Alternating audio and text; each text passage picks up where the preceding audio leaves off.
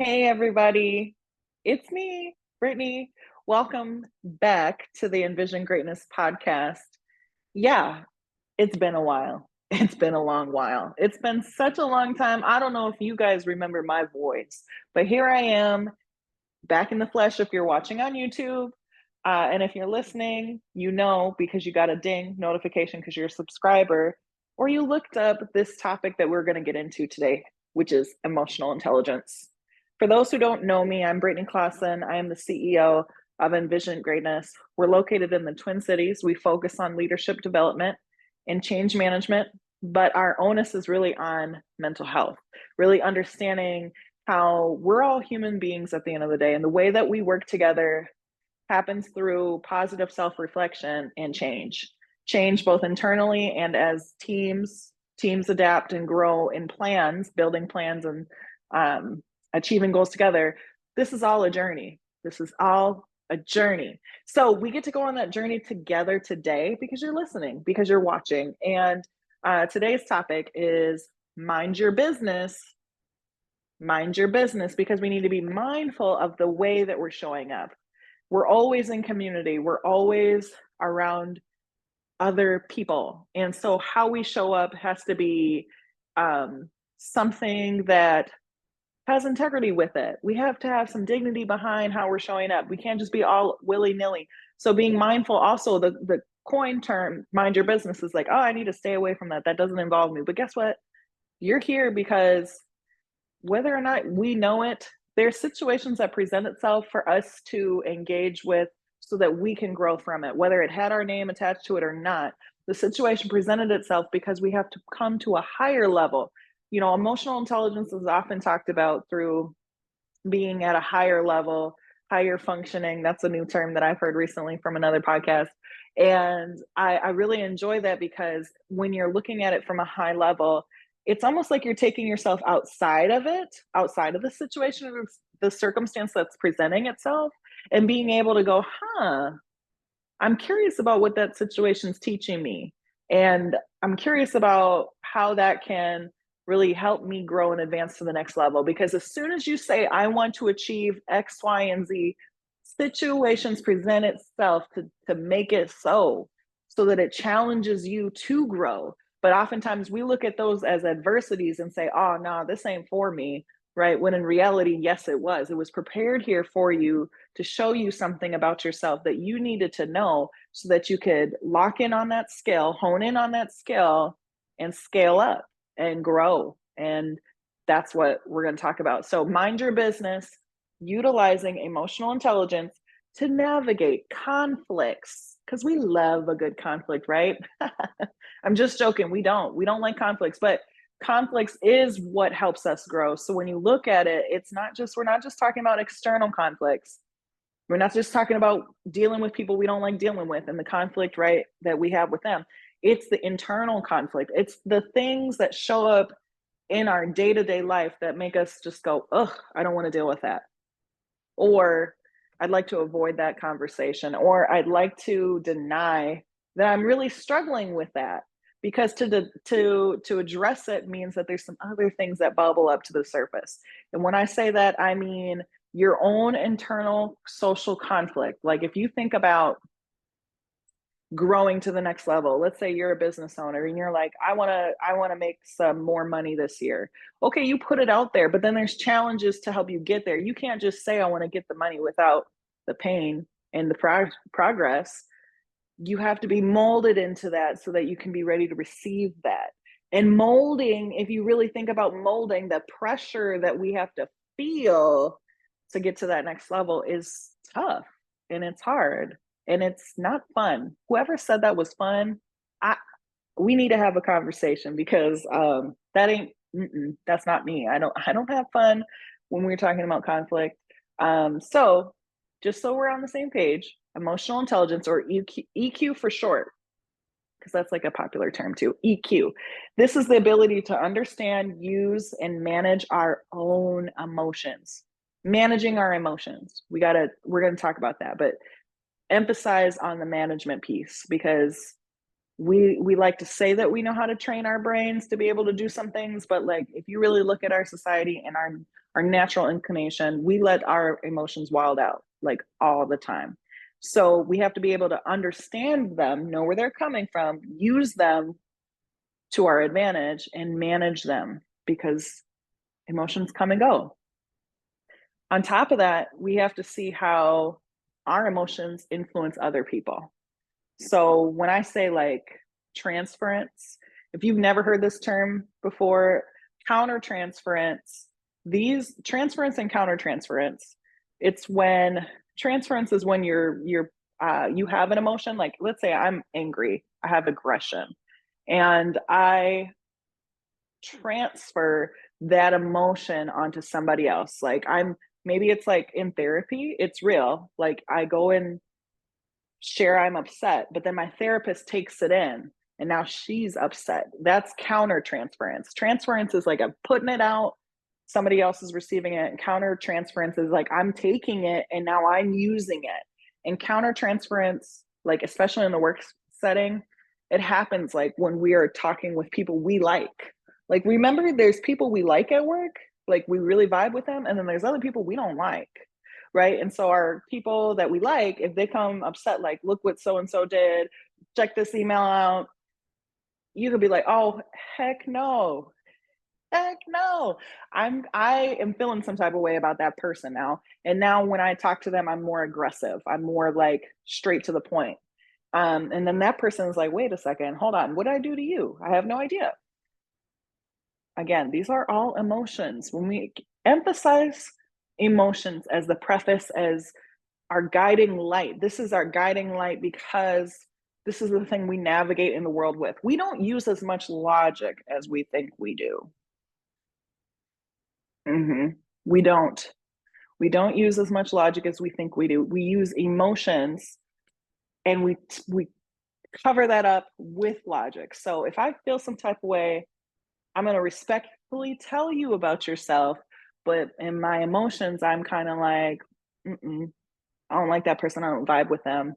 And so I just want them to get through my email and my text professionally that this is my boundary, but please don't call me. Okay?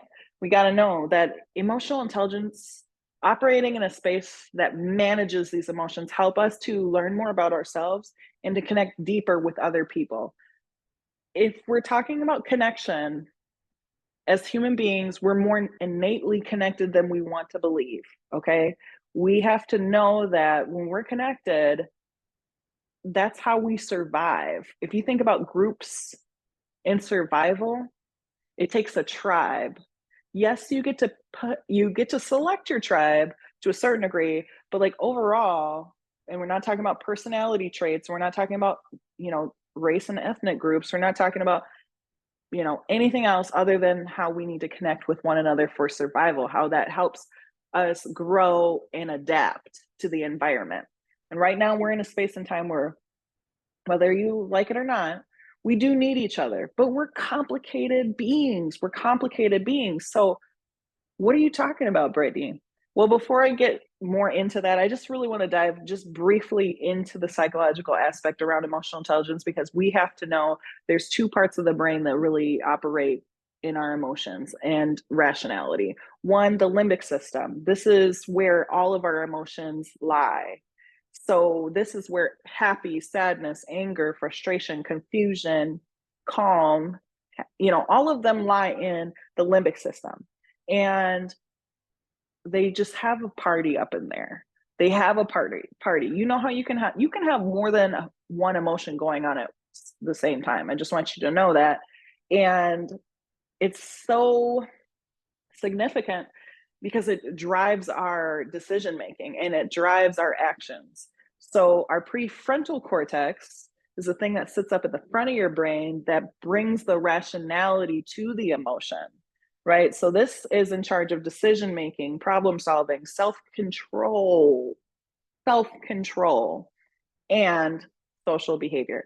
And so if you're having an emotion, right, I'm pointing at my head because it's like your emotions are all up in your head. It's your feelings. It's not like here. It's not here. It's up here. And When we get fixated on an emotion, we drive it to our prefrontal cortex, and it just has road rage issues, right? Depending on the emotion that we're letting control and regulate our bodies. Now, I talked about this before, but emotions, when they're not healthy, it's because it's a chronic emotion that's been stored in your body, suppressed over time. Again, like, so when you're sad over time, it can lead to depression. It doesn't always mean you're depressed. You can have depressive symptoms, doesn't make you depressed. But also at the same time, if you allow a certain emotion to take control over certain time, your body and your mind will break down to a chronic long-term illness. And that's what we say is health issues. Okay. So if you think also about anxiety, anxiety can stem from fear. Fear is being afraid, right? But then anxiety is what if, to the point where chronically you might take on generalized anxiety disorder, or you can take on high blood pressure. Okay. And all of that is because we let the limbic system inside of our brain, we let it move to a more regulatory, managed emotion. Our prefrontal cortex says we like this. We can deal with this. So if I'm sad, I don't know anything other than sadness. So when you present some happy emotions to me, I'm looking at you like, good for you, but like, I'd rather be where I'm at. And that's where people struggle with change, because when you've been sitting in a complacent emotion for long enough, that becomes your normal. And to see that outside of yourself, it's an opportunity, that's for sure, but it's also nerve-wracking. It's also uncertain about what happens after that, what happens after healing, right? So part of what we're talking about today is managing our emotions to reach emotional intelligence, so that we can have hope and we can have faith and we can see beyond the current circumstances. Okay. When we think about the current circumstances, there's so many what ifs about life and people and work and all these things. What is in our control is our emotions and how we manage them and how we look at the world. You can look at the world half glass full, they say, or half glass empty, or your glass is half full, your glass is half full, your glass is half empty. It's your choice. Again, these are options you get to choose from. And right now, because you get to talk to yourself, when you're hearing me talk, you can go, this is information. I'm more curious to learn more about it. Or you can just be in denial and say, good for you, Brittany, but no, I don't believe that. I don't see that. Both are options and your reality that makes sense for you. But what is true is how the limbic system does talk to your prefrontal cortex and does rationale based on your belief system. That's your strength. That's the area where you get to rise up and say, I'm in control. Or you can say, no, emotions, I'm gonna let you figure it out because I don't have enough energy for this. Right? But that your body regulates and what it knows before. So it's always been taught by you, and you're taught by your society, your community. Again, if you're breaking any generational curses, you know that certain behaviors that happen in your family that you don't tolerate, you can see it within yourself and be like, I don't know what to do about it. And the difference when you're breaking a curse is a choice. Again, going back to options, to say, I don't know where I'm going, but I'm not going to accept this. I'm going to put some boundaries around this. Okay. So I talked a lot about how we have to see our emotions to know what they are. So you need to get to the root of why you're feeling this way. If you haven't had a good day in a long time, when did you first start feeling this way? Can you recall the day you felt good and then the day that you stopped feeling good? Like, what event happened? Go back in the calendar, look it up. Don't just rely on this thing. Trust me, I'm looking down because I have notes. I cannot rely on this thing to remember consciously what I need to be in control of while I'm speaking. So I rely on something like notes in my phone to keep me on track. Okay, because otherwise I'll ramble. And, some of this can be considered rambling anyway, but this is really good ramble. If you ask me, this is some good ramble. Um, so asking yourself, where did this first start? What happened? Instead of saying you did this, so and so did this, just asking yourself what happened. Open-ended questions. Come to a place of curiosity when you think about things that have happened to you, rather than judging other people and situations, because each event in your life has taken place to teach you something about you. This whole life we're on, it's an experience, it's a journey. So that means that there's a ton of stuff that's going to pop up. And it's not always going to be stuff that you like. It's, in fact, 99.99999% stuff ain't going to be stuff you like. But what is in your control is how you perceive it and what it's there to teach you. And if you learn the lesson. So, and that happens through emotional regulation. Okay, emotional regulation is like being the boss of your feelings, being in control of your feelings. It means knowing how to calm down when you're upset, or how to cheer yourself up, how to cheer yourself up when you're sad. So when you're managing your emotions well, you can make better choices. So instead of yelling when you're angry, you might take a couple breaths and count to 10. That's how you manage and regulate your emotions.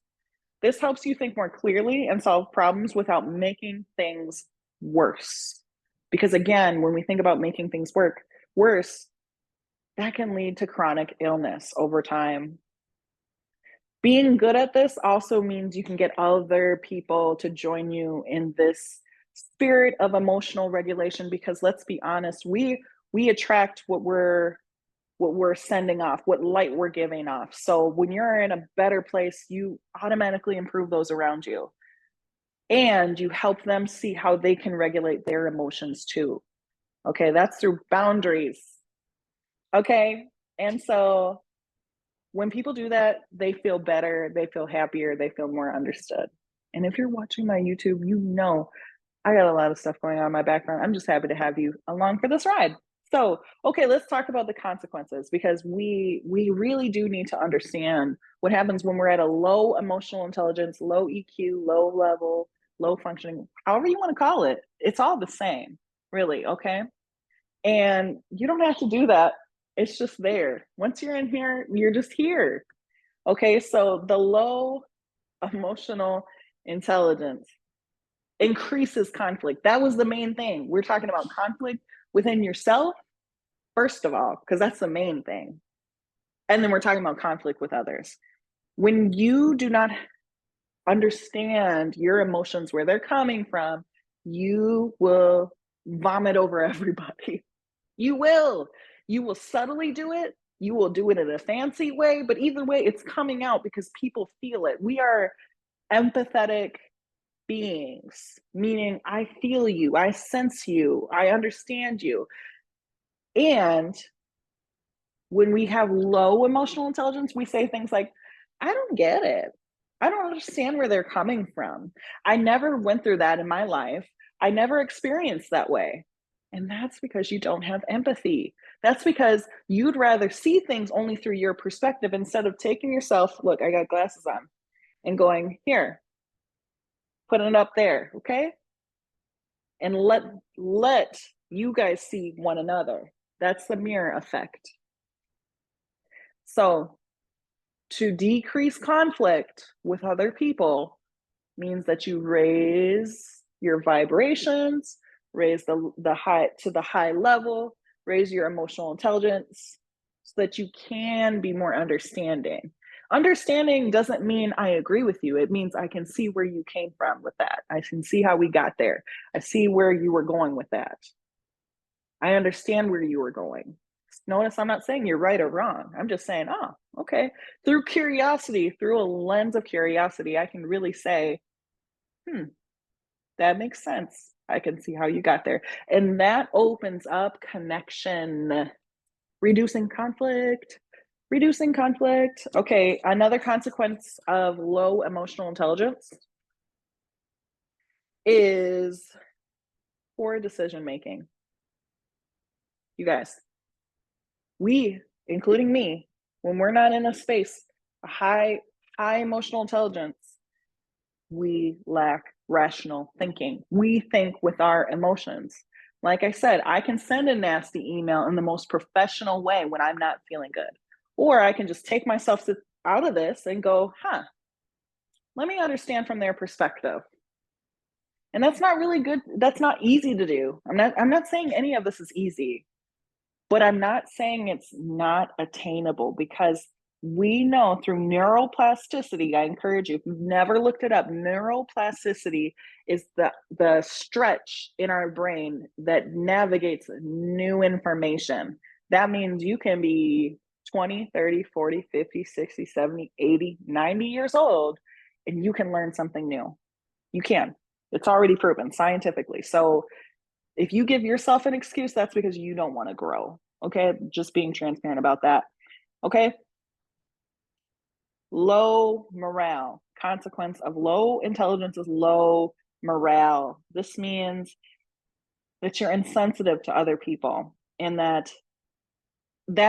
okay, let me just, because I have to put in a shameless plug about emotional or about Envision Greatness. That means for our HR folks that are really focused on morale, you got to know that leads to a decrease in their in employees' job satisfaction. So just saying, like, if people carry high intelligence, high emotional intelligence, people like where they work, because you can have conversations and it's not defensive.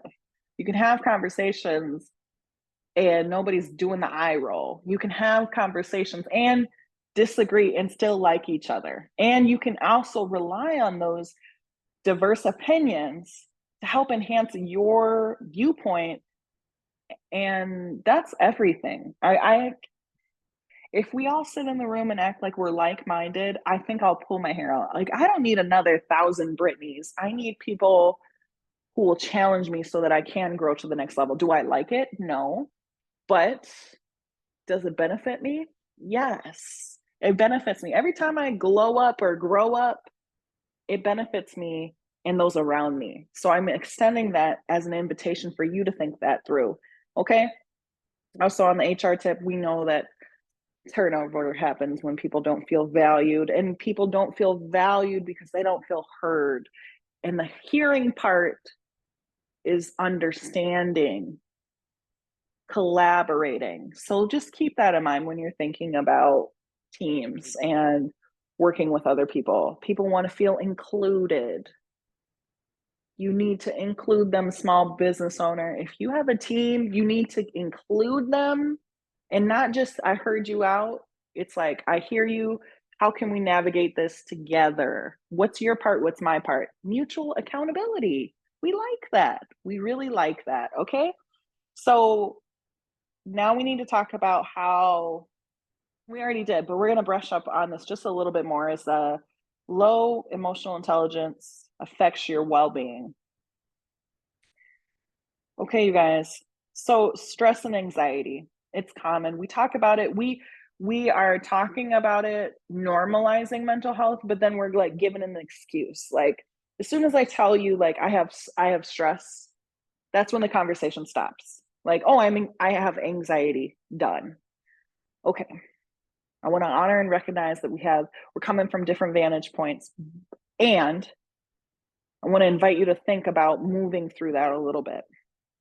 Moving through that because you need healing. If you're stagnated and saying, I have anxiety, that's it, conversation over, don't talk to me, you're making me more anxious, then I'm essentially saying, I like it here. I would rather be here. And yes, that might seem painful to hear. However, anxiety only has as much power as you give it. So if you're operating in a higher level, you can still have anxiety. You can still have anxiety. You can have symptoms of anxiety. You can be diagnosed with anxiety. But when you have high emotional intelligence, you can see these things more clearly as to what the root of the anxiety, where that's coming from, because maybe it's conflict, maybe it's imposter syndrome, maybe it's boundaries. Okay. I'm just giving you some options to think about. And when that happens, you can say, I have a choice here. I can add more fuel to my anxious thoughts, or I can stop it in its tracks and I can say, what is my worst fear? I'm gonna write it down. What's my worst fear ever? And is this measuring up to my worst fear? Oh, it's not? Huh. Well, I think I can confidently say I am not going to choose to be anxious about this. I'm going to work through this. Okay. So I'm just giving you options because we need to know that there are things that we can do to take care of ourselves that don't involve stagnation or excuses. Excuses. And excuses sometimes can come from us being tired, right? I mean, if you're tired of your current reality, this is an invitation to learn from it so that you can grow. Because without doing that, you're really looking at staying in the same place. So, with that being said, we're moving on to the next thing, which is relationship strains. So, when you have poor emotional regulation,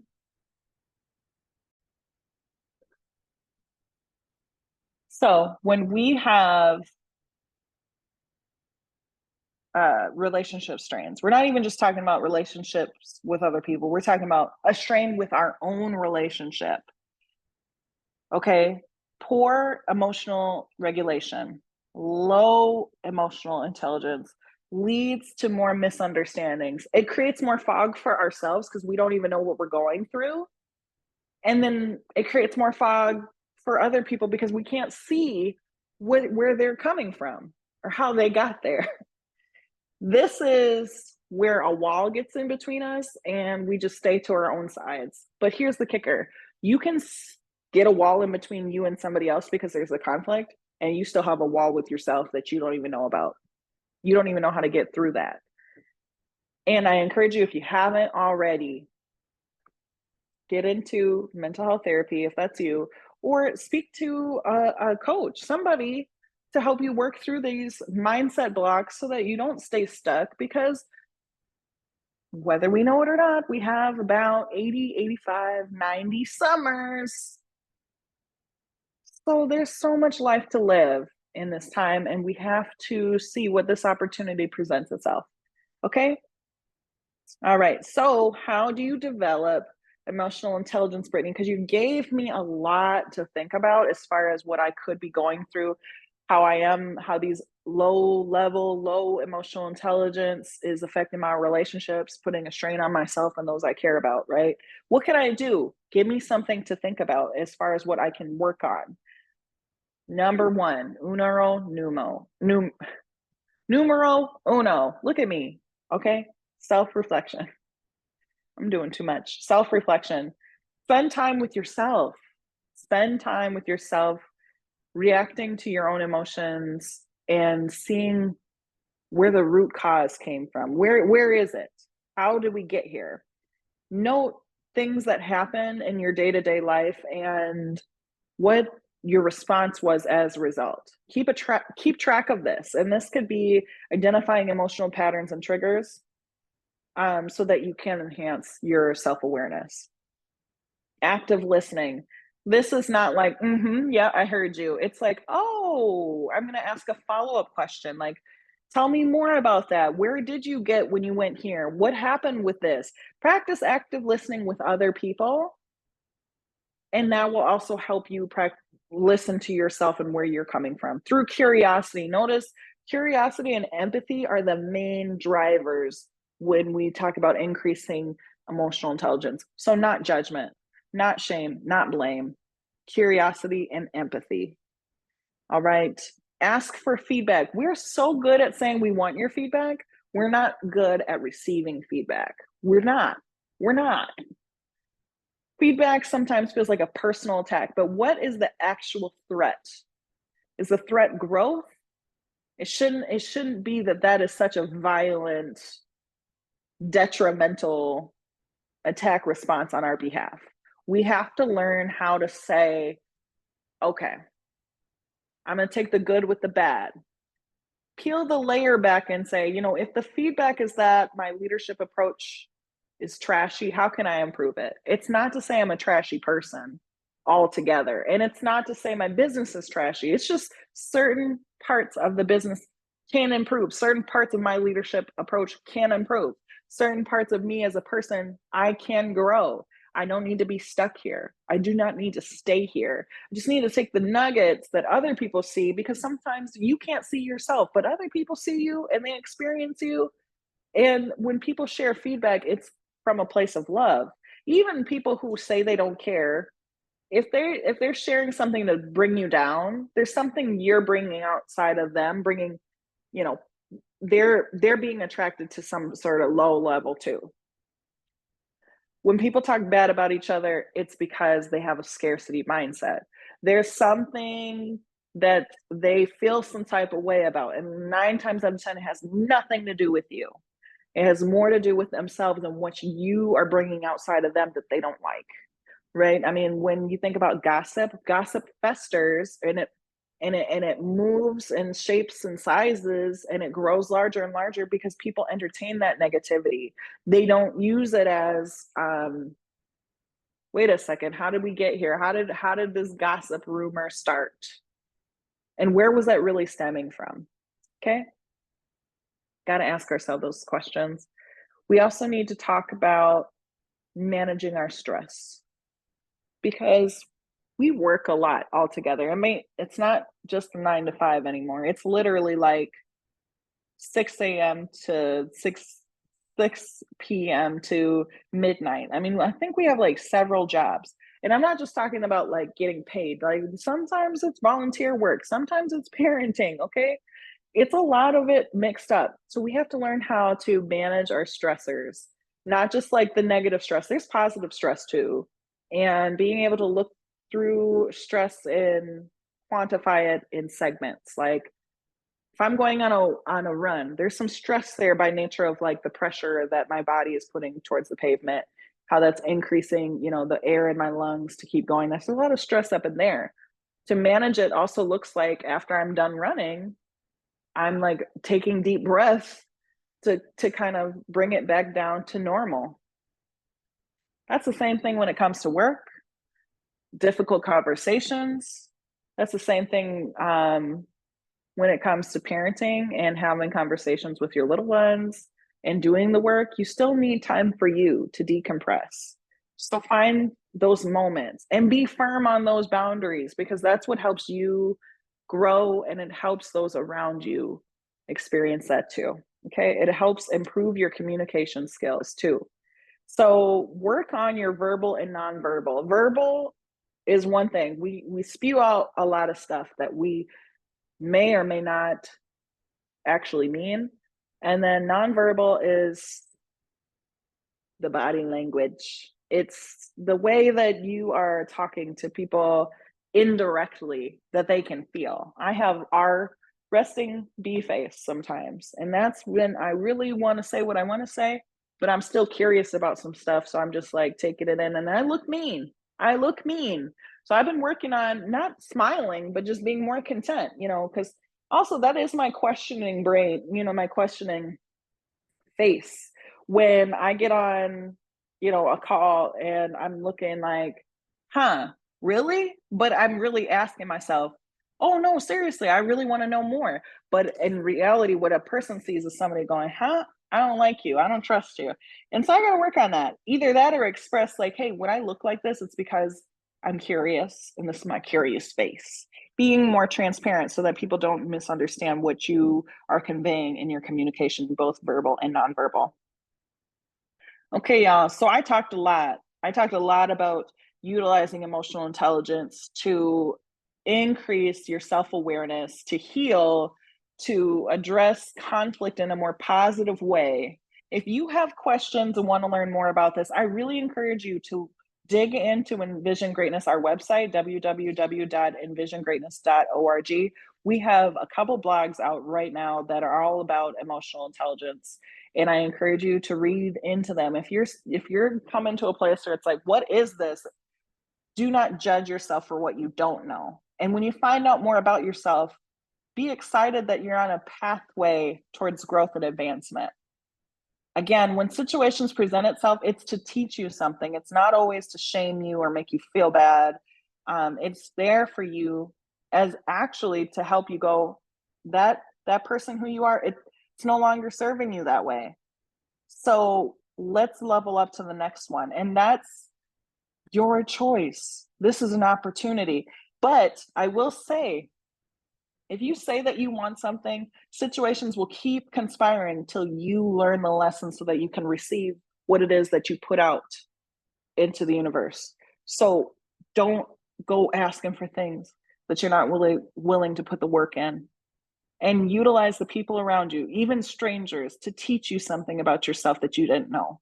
Become curious, become empathetic, practice active listening. Do these things so that you can help yourself and in turn help other people. So that is my time. I hope this was valuable to you. I hope you learned some things. And if you have some questions or comments, let me know. Again, I'm going to post this on YouTube. So go ahead and share your comments, ask me questions. I'll do my best to respond. And if you're like, hey, I could use some coaching on this, we do offer that. So plug into our website and learn more about us there. But essentially, let's have a conversation so that we can get you on the growth path, the development path. Thank you all so much for listening, and I hope you have a good rest of your day. All right, peace.